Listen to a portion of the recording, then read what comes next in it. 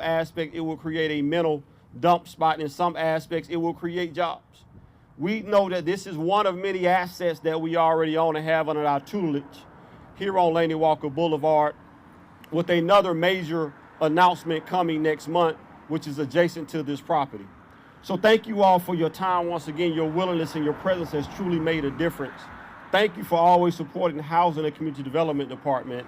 Thank you for allowing us to be able to change jobs. And our CAC, we thank you also again for your commitment and your push as well. Thank you all for your presence. You want to take questions? We can take questions if there be any. Yes, ma'am. I know you said it's early yet, but do you have at least a general idea of what the building's going to be used for? Well, all I can tell you at this time, it definitely will be some type of economic instrument. And I think from that standpoint, we do want to create jobs, whether it's one or two. And we want to be sure that we hear from the community. We want to be sure that we work with our leadership. You know, for me, as we talk about, we want to be sure that there's viability in any and everything that we do. So all assets that we have, all assets under our control, will not be just manned or manned from a mental perspective by Housing and Community Development Department. You know, there will be conversations to be had. And in some aspects, you know, it may be a situation where it is actually coupled and is complemented based on additional assets. We also own the Lightfoot building here, and of course there are lots in between. So we just want to be sure that to the best of our ability that we're actually bringing people here to the boulevard. The whole mindset is to create a thriving midtown, whether that midtown is for breakfast in the morning, whether it's for coffee in the afternoon, whether it's to get a donut, whether it's for lunch. We want to be sure that for the most part, that what we said and what the commission allowed for us to be able to do, that we're doing that to the highest and best of our ability. Ms. Joyce.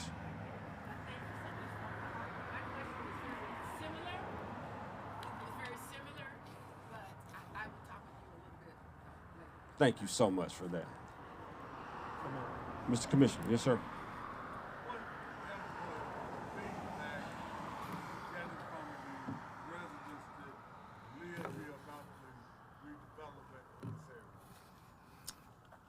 Thank you. Thank you that this is not just another plan and another development plan, another implementation plan that they see us on TV, see the commission on TV talking about. And I thank you knowing that this is something that started in 2008 and we're still at it. So I thank you to know the fact, and that's evident based on just as fast as we put housing units, whether it's a townhome, single family house, as fast as we put those things on the ground, as fast as they sell. So what we're getting from the neighborhood is those calls or those texts to say, thank you for keeping your word after all these years.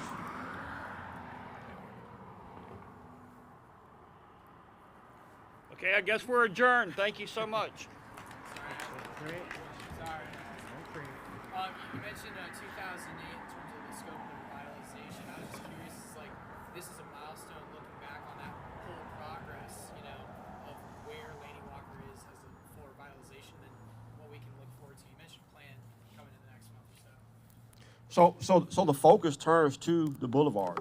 Currently back in 2008 when we started, when you move past development plan, implementation plan, and strategy, we knew that there were 6 to 8 different development areas or development nodes that we were working in to sort of secure those from a housing standpoint. So now the housing is taking care of itself. So, we can talk about them because we own them. So basically what we're looking at right now is to be sure that we create jobs, that we bring food services and other healthy services to this boulevard. And we're going to use land within our control. This being one asset, the Lightfoot building being another asset, the Penny Savings Bank being another asset, the asset that you have right behind you, the Immaculate Conception site being another asset, diagonal to this being the Rollin Bank building, which our commission has allowed for us to be able to move forward the MOU. So these are assets that we already have under our control. So now is the time to say, okay, what is truly the plan? What type of food, what type of delis do we want? Do we want a grocery store? Everybody wants a grocery store. So I'm just confident to say, hey, housing is good. That's taking care of itself. We don't need to keep talking about the housing piece. It's now time to talk about community economic development, whether in the creation of jobs, and to bring some happy back. Don't you want to leave here and go to a rooftop and celebrate and pop the bottle on some orange juice? I would love to do that right now, you know, and look back over downtown. So why not in Laney Walker? So it will come to Laney Walker. Thank you all. There you have it, folks. Just wrapping up a little news conference there at CT Walker House, City of Augusta, repurposing that house, talking about some assets they've got going on in the city and what the future of that area looks like. So we'll get back here to what we were talking about. Let me just, there we go. All right, so now we're taking a look back at the Sweet 16 last night for Division II basketball. USC Aiken in the Sweet 16 for the first time in more than or almost a decade. They knocked off AU, who went to the national championship last year. They knocked off the Jags in the round of 32, and they playing in the regional final at Christenberry Fieldhouse last night with a chance to go to Evansville for the Elite Eight. So our sports director Dan Booth was there and has a look at the highlights. The USC Aiken men's basketball team is back in the Sweet 16 for the first time in almost a decade. It hasn't been all sunshine and rainbows for the Pacers this season, but after a few key wins, they're in the position to win the Southeast Region title. On Tuesday night inside Christenberry Fieldhouse, the Pacers were looking for some payback against Lincoln Memorial, a team they lost to earlier on this season. In the final moments of the first half, the Pacers were trying to get some momentum back on their side, and what better way to do that than by hitting a buzzer beater heading into halftime. Karan Boyd's jumper is nothing but net, cutting the deficit to 7. It felt like Lincoln Memorial was incapable of missing from three-point land, and they used that success to get a nice layup here. That bucket put USC Aiken down by 16 with less than 4 minutes to go. But the Pacers just wouldn't go away. Jalen McCoy, who usually doesn't shoot threes, was unconscious in the closing minutes. He knocks down this three and gets fouled. He completes the 4-point play. Now USC Aiken is only down by 5. The Pacers stole the ensuing inbounds pass, and Jameel Rideout knocks down the three from Steph Curry range. Now it's a 2-point game. But despite the heroic effort, Lincoln Memorial took back control and knocked down some big free throws in the closing seconds, and that was it. In a season where USC Aiken earned the title of Co-Peach Belt Conference regular season champs and racked up 24 wins and reached the Southeast Regional Final, the Pacers came up short to Lincoln Memorial 89-83. Even when we're going into the timeouts and we're down 15, we have guys on the bench saying, we've got this, we're here. This is our moment. This is what we have to, we've been waiting for. That's not an attitude that you come across very often.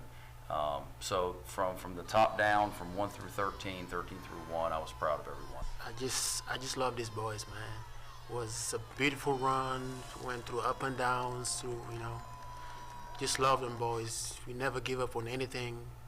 I just know that this team is going to be back here next year for sure.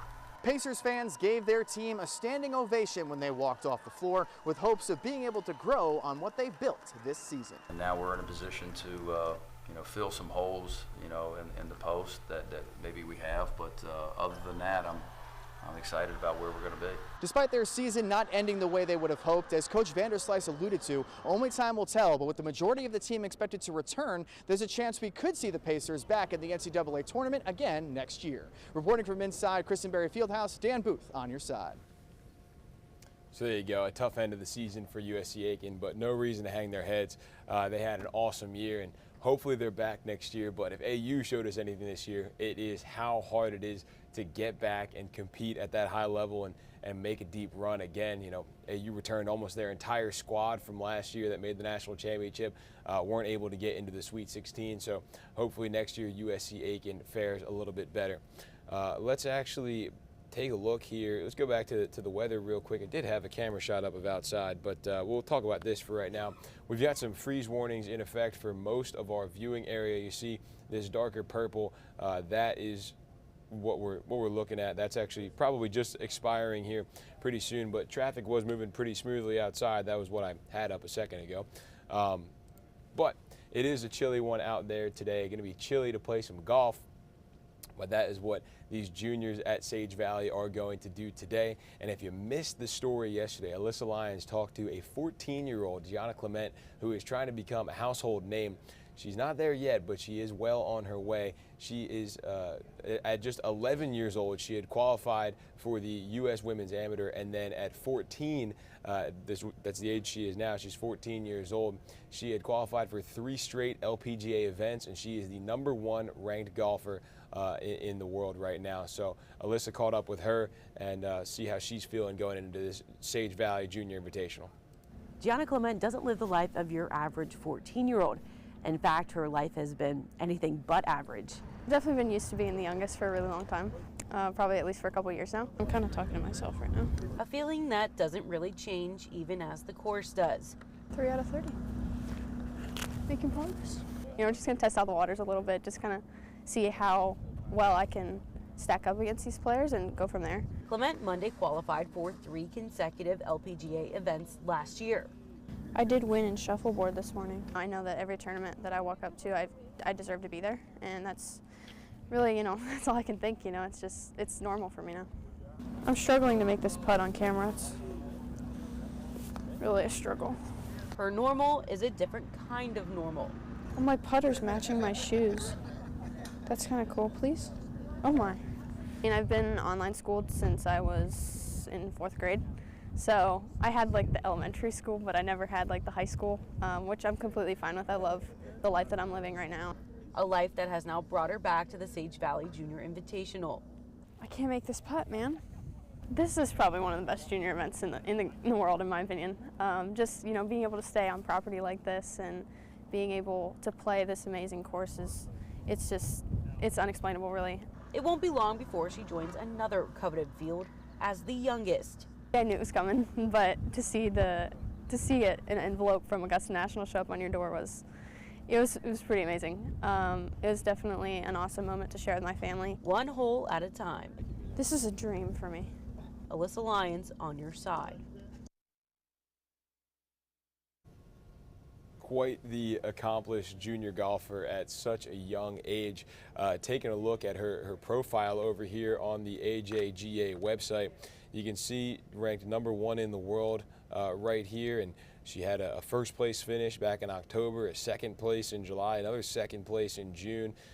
Just an incredible stretch of tournaments here. I mean, look at this: 4, 3, 6, 2, 2, 1, 7, and then this 22 is an outlier, but if you're finishing 22nd in junior tournaments, you're still probably a pretty good golfer. So can't wait to see how she performs. And you also heard her say an envelope from Augusta National. She will be competing in the Women's Amateur this year, as will last year's champion Anna Davis and 2021 champion Sabushi Kashitani. So those two trying to defend their crowns, and then Gianna Clement trying to win it at just 14 years old. So that was the story from yesterday, but Alyssa also caught up with a couple other competitors out there at Sage Valley. So we'll go ahead and run through these full interviews, just kind of let you listen to some of these kids as they get ready for this tournament.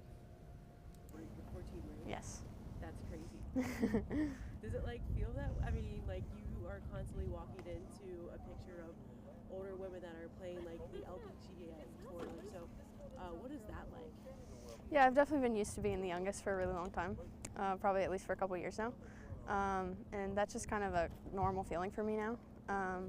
It's just something that has been there for a while now, and it doesn't really feel different. You know, I know that every tournament that I walk up to, I deserve to be there, and that's really, you know, that's all I can think. You know, it's normal for me now.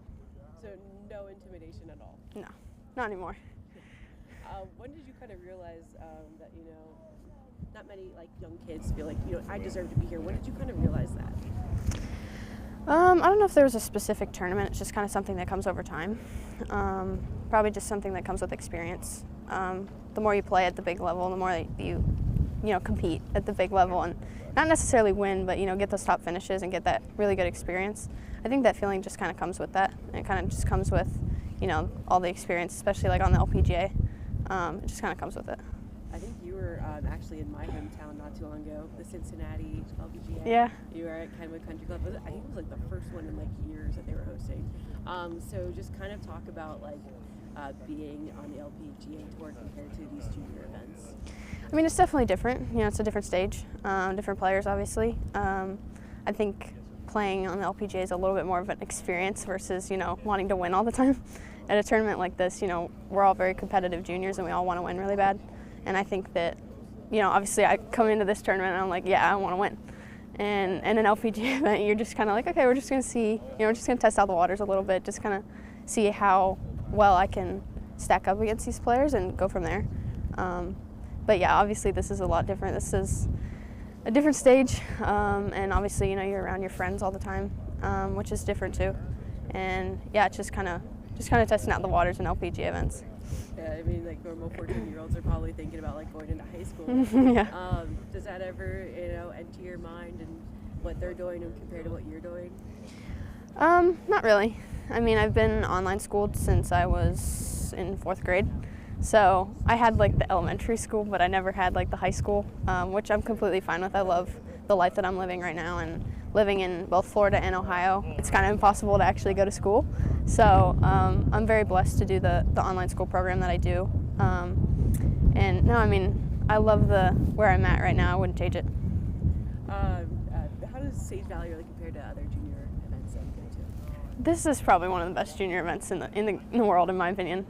Just, you know, being able to stay on property like this and being able to play this amazing course it's unexplainable, really. And to be able to be part of the first women's field last year was an honor, and it was an amazing experience. So I'm looking forward to another good week.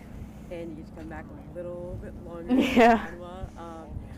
Tell me about getting that invitation and what was it like and how excited you are to play. It was amazing. Obviously, I knew it was coming, but to see an envelope from Augusta National show up on your door was pretty amazing. It was definitely an awesome moment to share with my family. Yeah, I'm really looking forward to it. All right, anything else? No, I think we're good. Cool. What's it been like so far, just being here at Sage Valley? It's been amazing so far. The course is unbelievable. The cabins are amazing. Meeting new people, it's always nice, and I'm excited to start today playing a nice round. You've been playing with kids all over the world. In this case, what's it like to have like this more of a smaller group and play here in a little part of South Carolina? It's always nice to start a competition with a new field that I'm not familiar with, but having a smaller field, it's kind of nice. It's not overcrowded. The driving range, it's enough space, and I think it's good because I think the scoring is going to be a little bit better as well. I think having the top players in the world here, it's nice. What's it like going from the Open Championships to back to the junior level? It's always good because I know there's some juniors here who are almost ready to play at that level as well. So it's nice to have the top players in the world here as well. So it's not a big change. It's a little bit less pressure, I think. So, but it's nice. What was it like playing at the Open Championships? It was awesome being at St Andrews and meeting all the heroes of me growing up. So it was nice seeing them and getting to play with them and having an awesome experience. You're going to be playing at another pretty big tournament in a couple of weeks, the Masters. What was it like to get that invite? It was awesome just getting that in the mail, and that's always been the top golf tournament for me to play in one day, and I didn't expect to get in so soon, but yeah, really excited to see all the guys again and play some good golf. Was it shocking when you got that invitation? What was that like? Well, firstly, I got the invite late. They sent it to a wrong address, so I had to contact them. They asked if I got the invite yet, and I said I haven't, so it was a bit of a struggle to get it, but it arrived, so that's a relief, yeah. There you go. And then just talk about playing one last time with all these groups of guys and, being in South Carolina. Yeah, it's nice having the par 3 as well. It's some fun in the afternoons, just chilling with some of these guys, meeting them, so it's just some fun to have not an off week, but to relax a little bit as well. Okay, and then tell me about the time change a little bit for you. It's pretty different. Waking up early in the mornings, just nothing to do in the morning. So yeah, a little bit of a change, but 2 or 3 days it'll take, and then I'm back to usual. All right. So what's it like to just be back here? I mean, on this neck of the woods. It's always fun being over here. The East Coast is like my favorite, especially the South Carolina, Georgia area. So being over here and playing this beautiful golf course is always fun. It's always a good week. You have another couple of weeks. You know, you have Anwa coming up. You know, how does like Anwa St. Valley really compare to other tournaments across the country?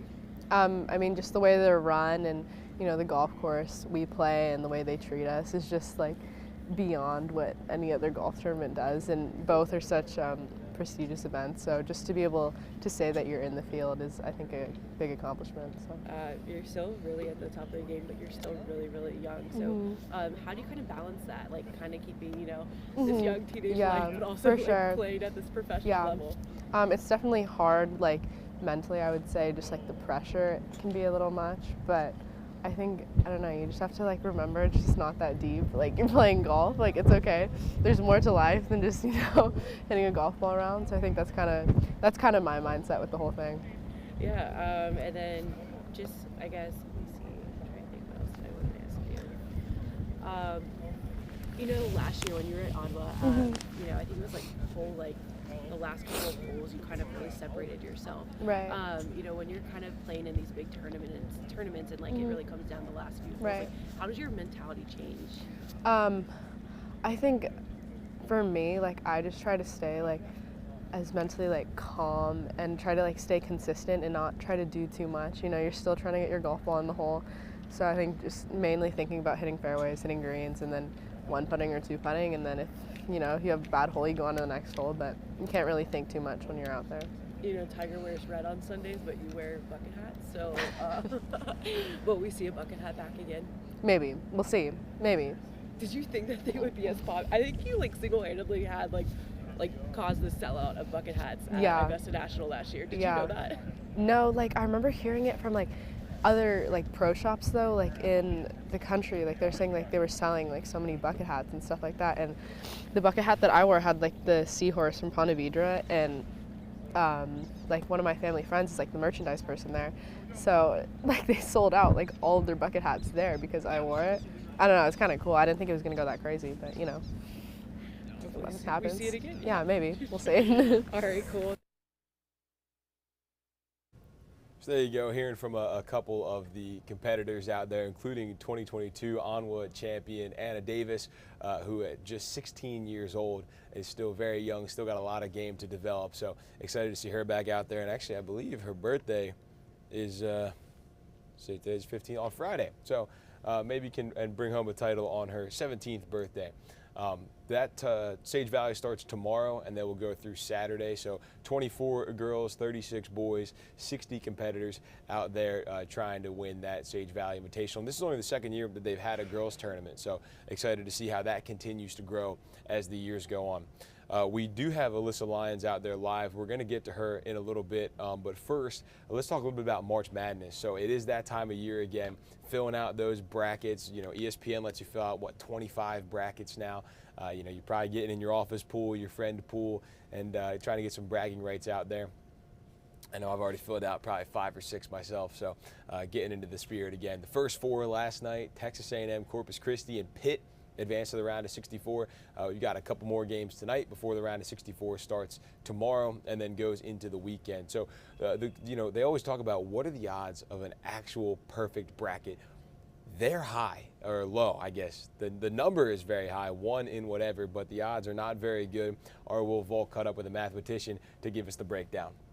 Well, the bad news is the odds are low simply because there are so many brackets that are possible. Associate Professor of Mathematics Neil Smith wrote it out for me. 9 quintillion, 223 quadrillion, 372 trillion, 36 billion, 854 million, 775,808 possibilities. He says you'd have to be lucky to pick the right one. Impossibly lucky is probably the way to say it. So what if you fill out every possible bracket? If you do that, one's bound to be right, right? No one's lifetime is long enough to even consider or even get close filling out the total number of possible brackets. Smith says even if you could do 1 bracket per second, it would still take more than 200 billion years to fill out all of them. and the tournament would already be over by then. The reason why the tournament is fun and the reason why it's hard to pick a bracket is because the math shows that upsets are going to happen. He says some upsets are more likely than others, like a 12 over a 5 or a 13 over a 4. But the thing is, there are 63 games, and no one's ever picked them all correctly. Can you? The math says probably not. Filling out a bracket anyway, Will Volk, on your side. Yeah, you need the old Back to the Future almanac to try to figure out what the perfect bracket's going to be. I've never come close. Maybe I think I got the first 11 games one time, but nothing beyond that. We do have Alyssa now live for us at Sage Valley. So Alyssa, how are things going out there? You've been out there for the past couple days. Just kind of give us the lay of the land. Yeah. I mean, it's a bright and beautiful morning. Everybody's kind of getting their reps in, as you can see behind me. It was another early day for them yesterday. A little bit of a cold one. A little bit better weather than they had on Monday, where it was kind of that like rainy, cloudy weather. But, you know, a good day to get back out on the course and get some reps in before tournament days start Thursday, Friday, Saturday. I know the girls are actually playing with Tim Tebow today, so we're going to try to catch them somewhere on the course. I did speak to a couple of the golfers yesterday, which is really interesting. Somebody also caught my eye and they said, hey, listen, they have the best junior golfers in both the men's and the women's this year. So really up-and-comers, we're going to be hearing their names for a very long time. Some of those names very familiar to you. Anna Davis, I stopped and talked to her yesterday. And I mean, we talked about the game, of course, and what her plans are. But one of the things I was dying to ask her was about her bucket hat. And we know last year everybody kind of flooded to the Augusta National Pro Shop just to get a bucket hat. And I think it might have sold out probably faster than the Gnomes last year. And she went actually home to San Diego right after the tournament. The little logo that she had, it was like a horse or something. She said she went into the store. She had another family friend that was a merchandising consultant with them and said they were all gone by the time she had gotten home. So it was just crazy. She never thought that she'd be like an idol of like, hey, come get what I'm wearing, but here she is. She finished third in this tournament last year. Again, also making her way into the Augusta National Women's Amateur last year and kind of really fighting her way to the top. We kind of saw that fall apart in the back nine last year. Also, some other names that you might be familiar with. Madison Messimer, she participated in the Von Taylor Championship this past summer. So if you caught her last summer, then you're going to see her again, and she's going to be somebody to watch. She's super young, but probably not as young as Gianna Clement from that story that you just saw. Gianna has really taken a liking to the game of golf, probably when she was 7 years old. That's what her dad said. She splits her time between Warren, Ohio, and Florida. So she's constantly playing tournaments both in Florida and Ohio. Whenever she can get her hands on a club, she does. And there's probably only one more thing that she's excited about more than golf, and that's probably being mic'd up. She says that her and her dad always listen to the Bengals mic'd up. She really idolizes Joe Burrow when he's mic'd up, and we got a little bit of that from yesterday. One of the things that she said that just really just stood out to me was that they really love this tournament. A lot of junior golfers really, really love this tournament because they actually keep them on base here. So there's little houses. I think there's about groupings of 8 that they actually stay in a house with. Gianna was telling me that yesterday they actually woke up and played shuffleboard and then put on 5 layers of clothes to come out here and play a round of golf. So that's just something that is hilarious to me. Some other names that you probably want to watch out for is Aldrich Poltgeiter. He is actually from Scotland. He played in the Open Championship at St. Andrews this past summer. So he's already playing this professional golf that we're seeing. And one of the reasons why he kind of stands out above the rest is because he has a tour bag, not just your average little golf bag that you're going to be carting around and seeing the caddies cart around over this weekend. But it's going to be a great weekend of golf. The weather will probably hold up. That's what I'm assuming and praying for, because obviously I'm going to be out here. But again, just really watching these golfers. They are going to be the next generation. And it proves to be so, because Scotty Scheffler was here back when he was a junior golfer, and he's winning the Masters just last year. So it really does come full circle, and you're going to be seeing these golfers for a very long time. So might as well start now. Yeah, Alyssa, did I hear in that, so we ran the interviews that you had done with those golfers, Aldrich and Gianna and Anna. Did I hear that Aldrich played at the Open? Was that what you said? I was kind of like tuning in a little bit here. Does he play at the Open? Yeah, he's, He did. He actually played at the Open at St. Andrews. He's one of the youngest to do so. And he was like, oh my gosh, like I'm in a field of all these guys that I have looked up to my entire life, and here I am playing right alongside them. And just speaking with Gianna too, she played at the 3 consecutive LPGA tour events too. She Monday qualified. I asked both of them, like, what's that like? You know, you guys are so young, stepping into a field of all these players have been playing for such a long time. She goes, you know, you just got to believe that you belong there. That's the first thing, because you can't play golf if you don't believe that you're meant to be there. So it's just astounding to me. Like, you're playing at the Open at St. Andrews. That doesn't happen a lot. You know, I think it's every 3 years. So you're getting a piece of golf history. You're playing on the biggest stage and next to the biggest names in golf. Yeah, and that's something you and I will never do, and we're like golf fans as well, and that's we'll never play at St. Andrews, at least not in this lifetime. But Alyssa, No. how's the course look out there? The weather's been kind of spotty here the last couple of days. It looks beautiful skies now, obviously a little bit cold, but how's the course looking, and have they commented on that at all? How it's playing?